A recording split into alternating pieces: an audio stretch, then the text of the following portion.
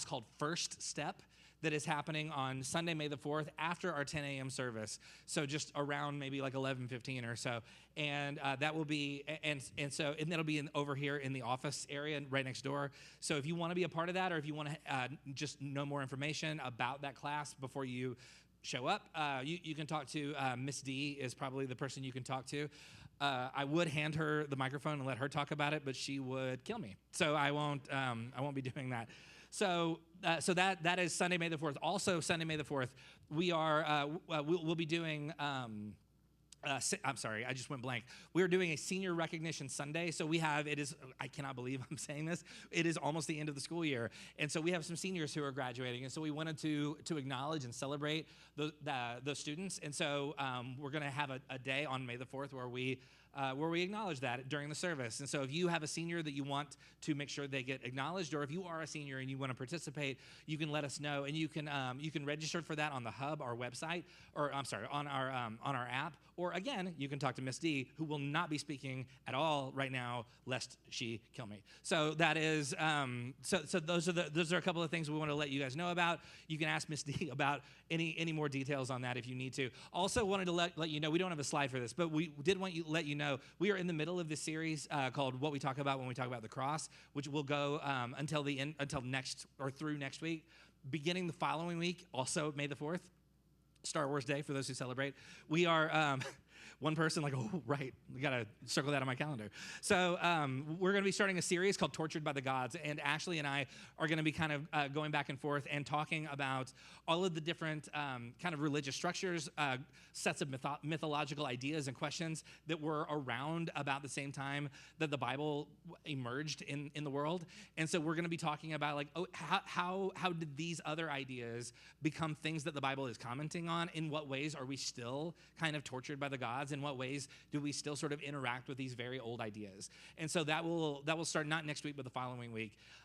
Also, just sort of on a somber sort of note, I want to acknowledge, because today is April the 20th, yesterday, of course, was the 30th anniversary of the Oklahoma City bombing, and that we are in Oklahoma City, or very near Oklahoma City, and a lot of us, I assume, like myself, probably grew up somewhere near here. And you remember, I was 14, and it's one of the earliest, most clear memories that I have of that day, and all the like how the news was sort of like kind of pumping out just what's going on and what has happened, and just like the shock and awe of the whole thing. And so for those for whom it's been 30 years, but at the same time, like it left a deep impact on our state, on our community, for a lot of us, people perhaps that we knew.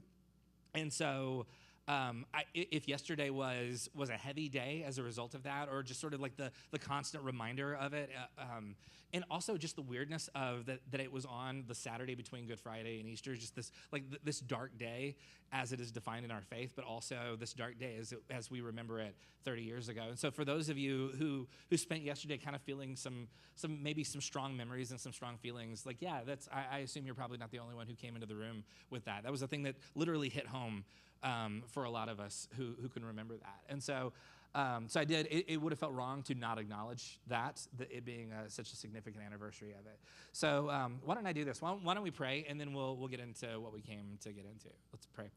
God, we thank you for this time. We thank you that every Sunday we are invited to gather and to be in community with one another, and to remind ourselves that we're a part of a much larger story than we could ever imagine. And so as we enter into this conversation, as we acknowledge and celebrate the wonder of Easter, of Resurrection Sunday, may we find ourselves asking new questions, leaning in all sorts of new ways, and becoming more and more curious about what it means to participate in the story that you're telling. In the name of Jesus, we pray.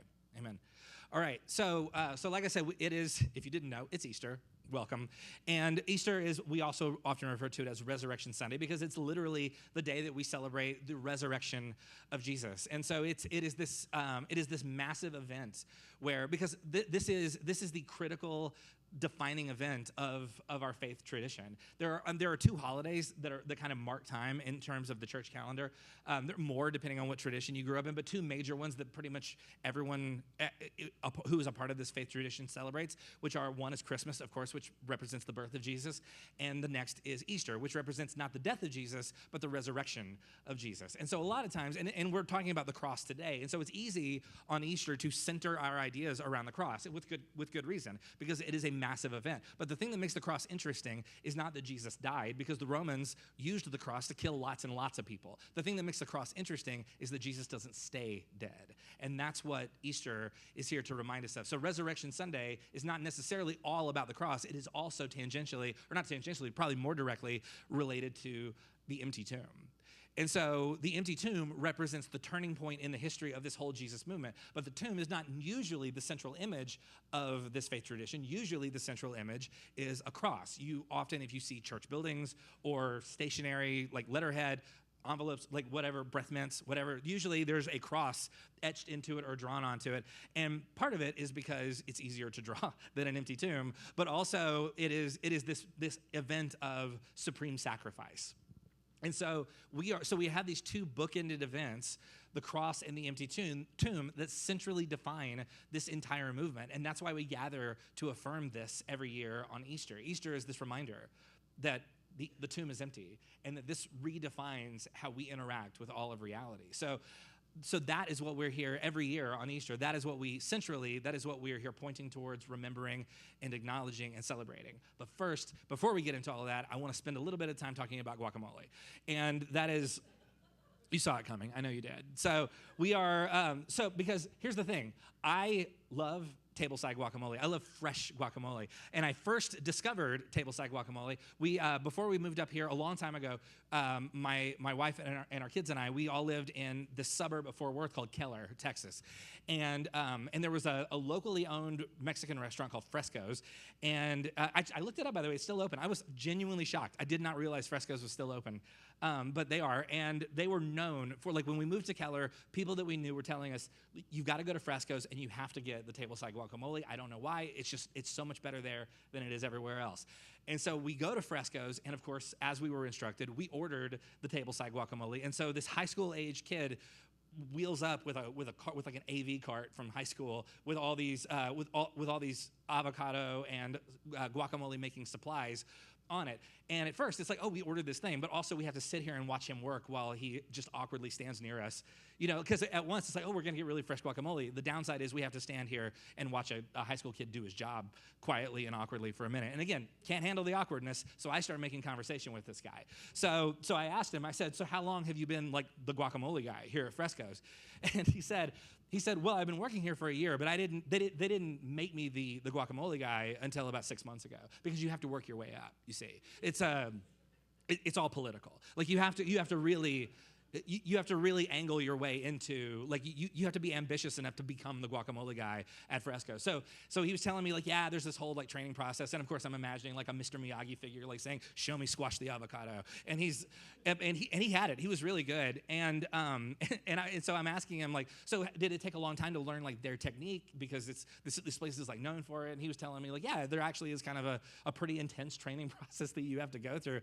And I said, so now that you know how, like, are you the person in your life who has to make guacamole anytime there's any sort of event? And he looked at me like, no one has ever seen him quite like this before.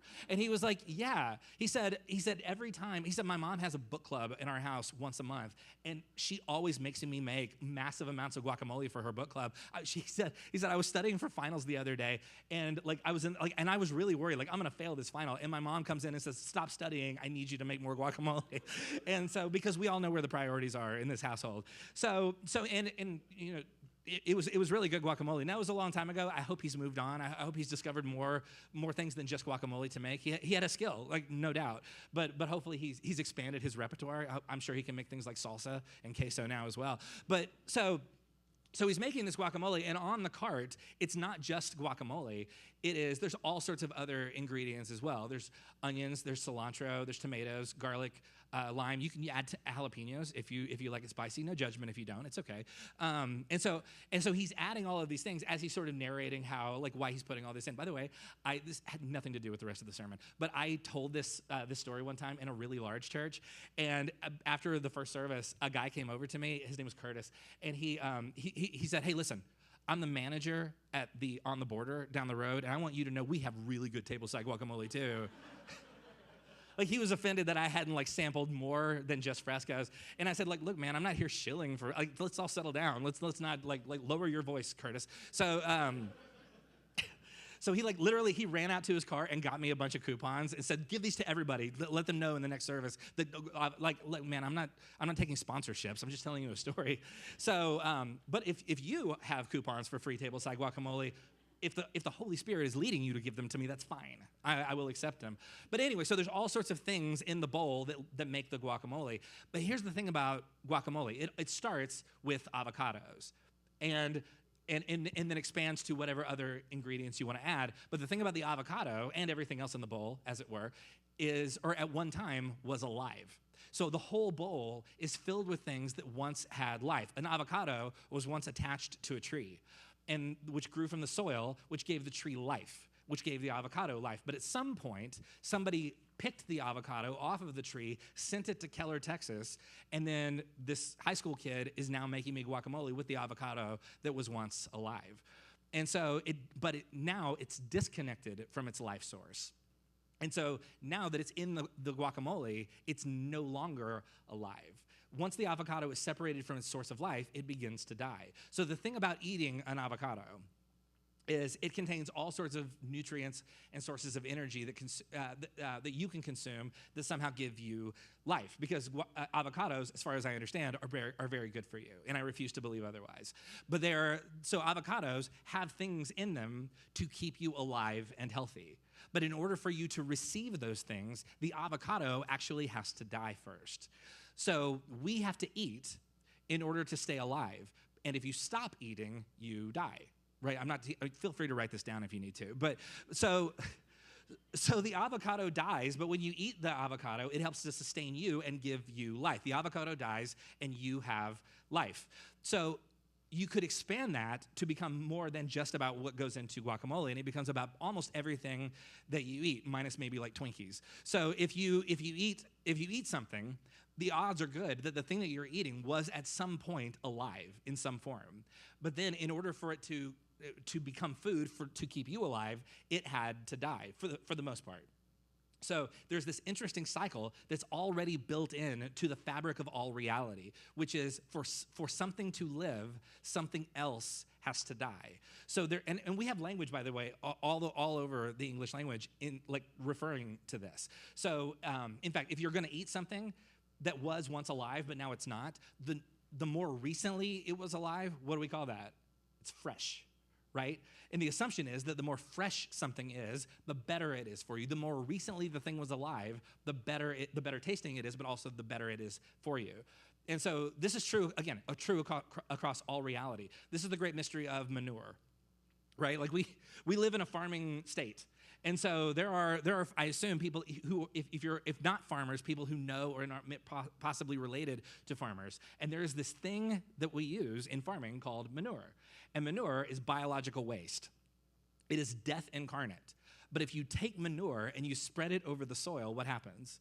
The soil becomes stronger, it becomes more vibrant, it now has the ability to create and sustain new life. If you have something that is dead and you add it to the soil, it makes life. We have more language about this, by the way. We use there's a word that we use a lot. The word is inspire. Inspire, to inspire, it comes from the Latin word spire, which literally means to breathe. And so to be inspired implies that some kind of life was breathed into you.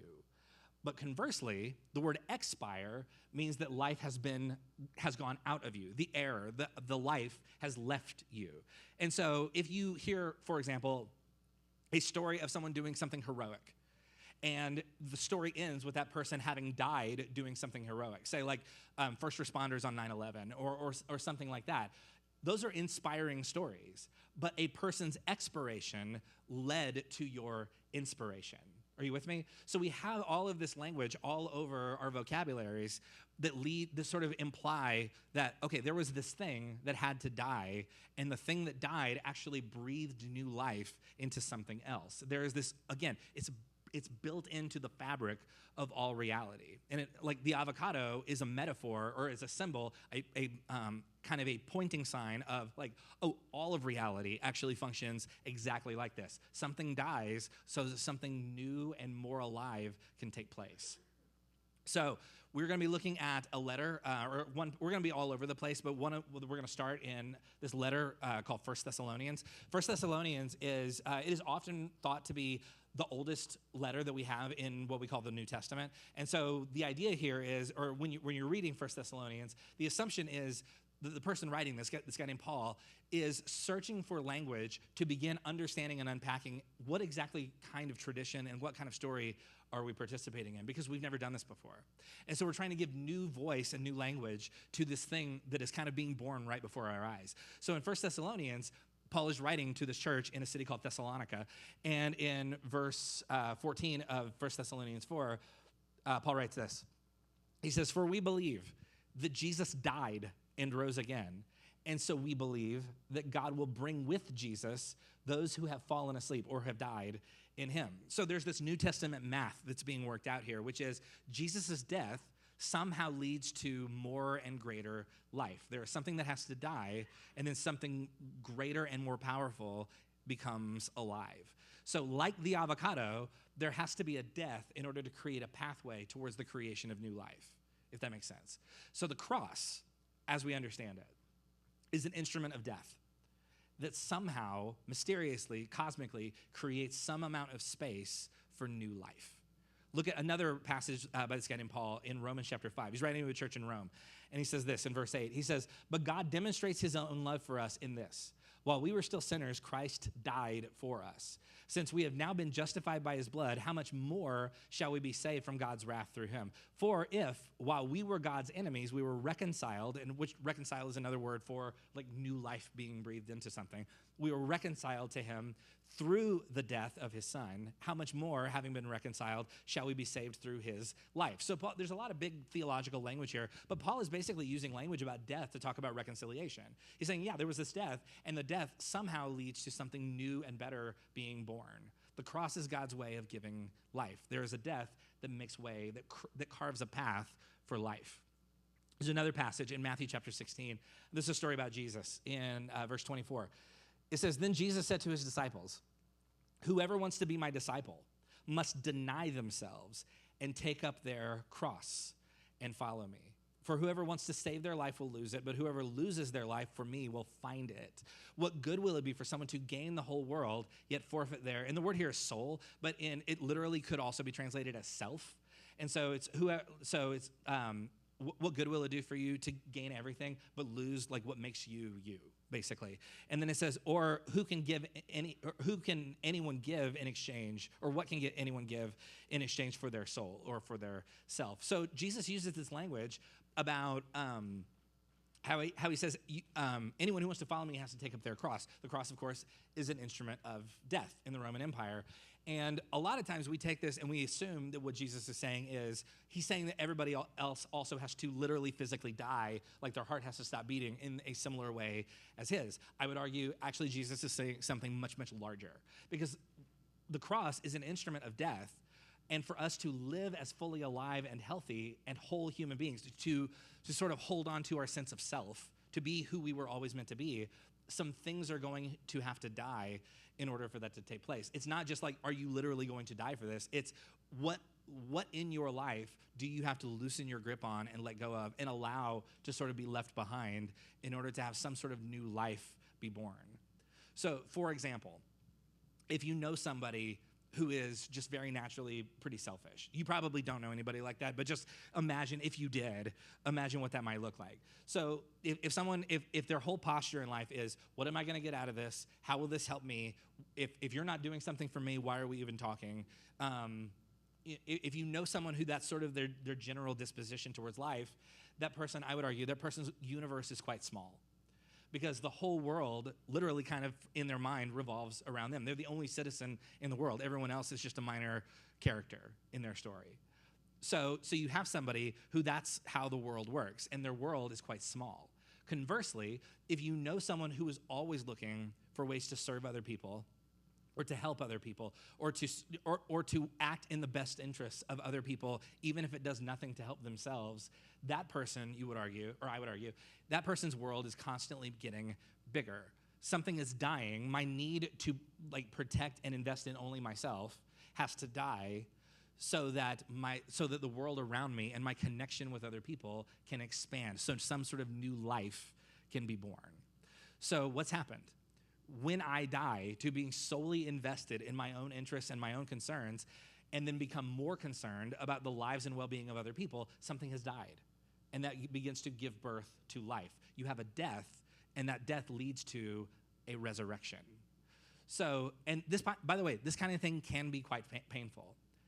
And so, for example, if you've ever moved to a new city, I've talked about this before. My family and I, we moved here to Edmond about 2.5 years ago from Fort Worth. And so we had roots pretty deeply embedded in the community. Our kids have friends, we had a community, we had a house that we loved. And so to leave all that behind and to move here, that felt a lot like a death. That's scary. And so it's something that had to be grieved. But the thing is, the longer we're here, the more we see our kids are thriving. And life here is actually flourishing in all sorts of new ways that I think we probably didn't even know to expect. But it had to start with something that felt a lot like a death.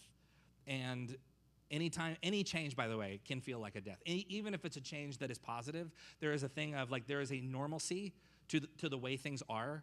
And any sort of leaving that behind hurts. It's painful. It can be scary. And so we might have to grieve things even if we know those things have to die.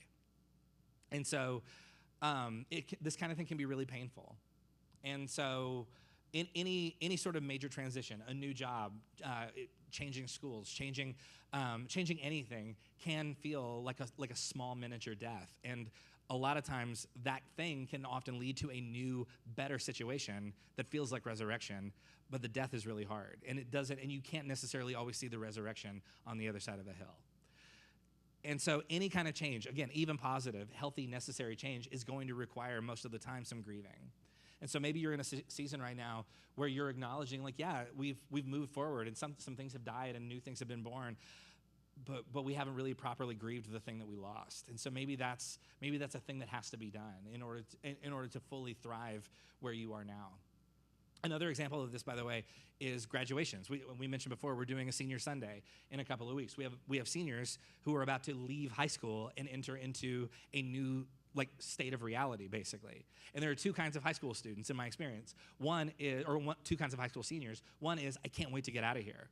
And the other is, I can't believe they're about to make me get out of here. You know what I mean? Because there is, for some high school students, for some high school seniors, there is a sense of anticipation and excitement about graduation. For others, this is all I know. What am I going to do when this is over? And it becomes really scary. But if you stay in high school forever, every year it just gets sadder and sadder, and ultimately you become like Matthew McConaughey in Dazed and Confused, and you become kind of a cautionary tale. Only one person here has seen that movie. So. But if high school is the only world you've ever known and then you have to leave, that can feel like a death. But if you don't graduate and move forward, you never get to live the rest of your life. Something has to die in order for something new to be born, to resurrect. So this, again, we find this all over the scriptures. Look at Ephesians chapter 5, verse 21. And there's a lot going on in this passage, but I'm just going to isolate one sentence just for the sake of our conversation here. And it's, this writer Paul says this: submit to one another out of reverence for Christ. What is the act of submission? It is a kind of death. And what he's talking about, and he begins to sort of unpack this, and he talks about it sort of in the context of community. He talks about it in the context of interacting with family members. And so he's talking about basically this posture, this way of living of if you're interacting with other people, if you are in relationship, there will come moments where you have to allow for more space for the other person to thrive and exist. What is the act of submission? It's a kind of a death. It is deferring to the needs of somebody else. Submission to others requires that I recede a bit so that someone else can expand. It's making space for somebody else.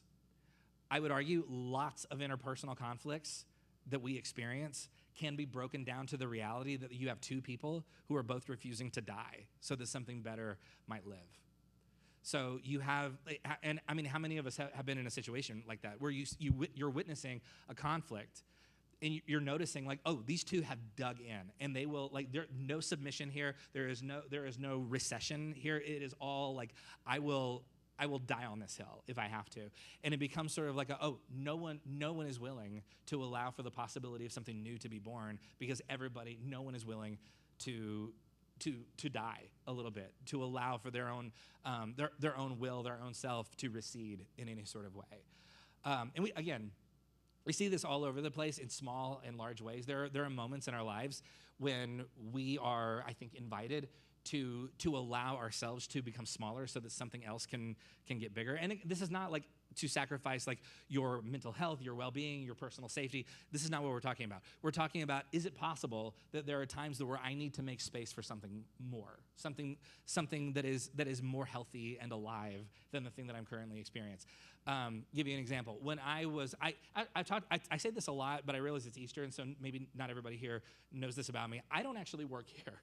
I work at a bank. I was a pastor in Fort Worth for a long time. We moved up here because here at the Well, we like to invite bankers to preach sermons. It's a totally normal thing that we do here. And so anyway, but before we moved here, I was a pastor, and for most of the time that I was a pastor, I officed from our home. And I remember there were several days when I would be at home, and either one or both of our kids would be there while my wife was either working or out just doing other stuff. And so I remember there was one day that Caroline was out with our oldest, and I was home by myself with our daughter, who was 3 at the time. And a few days before this, at church, my daughter Delia had been taught Duck, Duck, Goose. It was her favorite game. She wanted to play it all the time. And so she comes into my little office area in our house, not asking so much as demanding that we play some Duck, Duck, Goose. And I had to explain to her that Duck, Duck, Goose is really like a group game. There's only 2 of us here. I don't know like how exciting it would be to play Duck, Duck, like one-on-one Duck, Duck, Goose. And if anybody here has ever met my daughter, you will not be surprised to learn that we did end up playing Duck, Duck, Goose. And because persistent is the name of the game. And so we are, but there was also the thing of like, I had a lot to do. I was working. Like even though I'm home, I'm working. And so I've got sermons to write. I've got, it's a small church, so I'm responsible for like managing all the finances of the church. There are people I need to check in on. There is a list of stuff I have to do. But also I have this 3-year-old who wants to play Duck, Duck, Goose. And so I had to make a choice. Because there was this thing of like, yeah, I could do the thing that will make me feel like I got more done today, which is how I add calm to my life. Is like I check things off my list. But then there's also the thing of like, yeah, but she's 3. And there will come a day, and I'll tell you, she's 12 now. I wish she would walk into my office and want to play Duck, Duck, Goose. That's over. And so in that moment, I had to decide, like, do I work my checklist, or do I submit to my 3-year-old daughter and play one-on-one Duck, Duck, Goose? Do I make a memory, or do I get my job done? And in that moment, I chose to make a memory. I chose to recede a bit. And it's one-on-one Duck, Duck, Goose is just as ridiculous as you're imagining it. But it was a memory. That she does not remember. I asked her, and she has no memory of it at all. So it's my memory, but it's a thing that we did. But there are these moments that we have to choose. We have to choose between, okay, there's the thing that I want, and there is a thing that will actually add life into the room. And which am I going to do?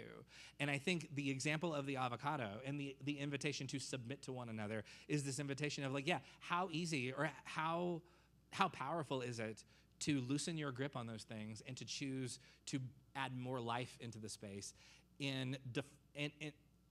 as a way to defer against what it is that I most want to do in this moment. You know what I mean? And so as a parent, you know there are moments when you have to do things with or for your kids that you would probably not choose to do. But those moments, which are a kind of death to the self, can lead to something beautiful. It can lead to, again, new memories. It can lead to deeper connection. It can lead to empowering them to learn how to make stronger connections with other people. You're allowing something in the moment to die so that something better and more permanent might live. And so a small death to my own preferences in a moment can lead to things that look and feel like a richer, more beautiful life. So when Paul says submit to one another, this is, look for opportunities to allow for small deaths so that you might experience some amount of new life. Let's go back to Romans. This guy, Paul, again, he says this in Romans 8:13. He says, "For if you live according to the flesh, you will die. But if by the Spirit you put to death the misdeeds of the body, you will live." How many of us are devoted to patterns of behavior or a way of engaging the world around us, and it actually is kind of killing us a little bit? How many of us, we have these patterns, again, we have these habits, we have these ways of interacting, and we realize like, oh, there's something actually kind of dark and unhealthy and destructive about this. And or do you so like we have these moments, these opportunities to say, what if I allowed that to die a little bit so that something new and more beautiful might live?